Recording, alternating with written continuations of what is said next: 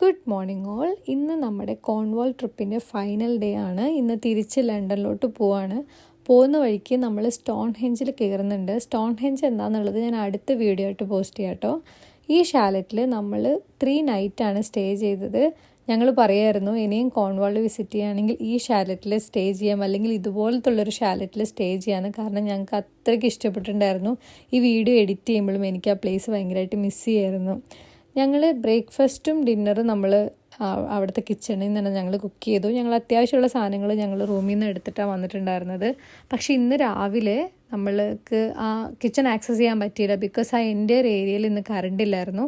അപ്പോൾ നമ്മൾ അറൗണ്ട് ഒരു 10 o'clock ഒക്കെ ആയപ്പം ജേർണി സ്റ്റാർട്ട് ചെയ്ത് തൊട്ടടുത്തുള്ളൊരു ബ്രേക്ക്ഫാസ്റ്റ് സ്പോട്ട് കണ്ടുപിടിച്ച് അങ്ങോട്ടേക്ക് പോവാണ്. ഞങ്ങൾ ഇംഗ്ലീഷ് ബ്രേക്ക്ഫാസ്റ്റ് കഴിക്കാൻ നമ്മൾ റെസ്റ്റോറൻറ്റിൽ കയറുമ്പോൾ വിചാരിച്ചില്ല കേട്ടോ ഇതിൻ്റെ പുറകെ ഗാർഡനിൽ ഇങ്ങനെ ഒരു സെറ്റപ്പ് ഉണ്ടാവുമെന്ന്.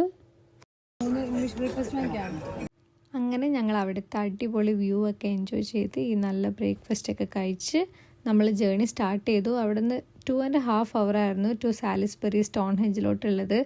ബ്രേക്ക്ഫാസ്റ്റ് ഒക്കെ കഴിച്ച് ഞങ്ങൾ രണ്ടുപേരും കാറിൽ കിടന്ന് നല്ല ഉറക്കമായിരുന്നു. അപ്പോൾ ഷാരോണിന് ഉറക്കം വന്നപ്പം അടുത്തുള്ളൊരു സർവീസിൽ കയറിയിട്ട് 15 മിനിറ്റ് കഴിഞ്ഞ് വന്നാൽ മതി എന്ന് പറഞ്ഞു. അപ്പം ഞങ്ങൾ ഞങ്ങളുടെ ട്രൈപ്പോഡൊക്കെ എടുത്ത് അവിടെ വെച്ച് കുറച്ച് ഫോട്ടോസും വീഡിയോസൊക്കെ എടുത്തിട്ട് അവിടെ ഞങ്ങൾ ടൈം സ്പെൻഡ് ചെയ്തു. ഞങ്ങളുടെ ഉറക്കമൊക്കെ പമ്പ കടന്നു. അങ്ങനെ ആ പ്രഹസനമൊക്കെ കഴിഞ്ഞിട്ട് ഞങ്ങൾ ഞങ്ങളുടെ ജേർണി വീണ്ടും സ്റ്റാർട്ട് ചെയ്തു. അപ്പോൾ ഇന്ന് അത്രേ ഉള്ളൂ. ടാറ്റാ.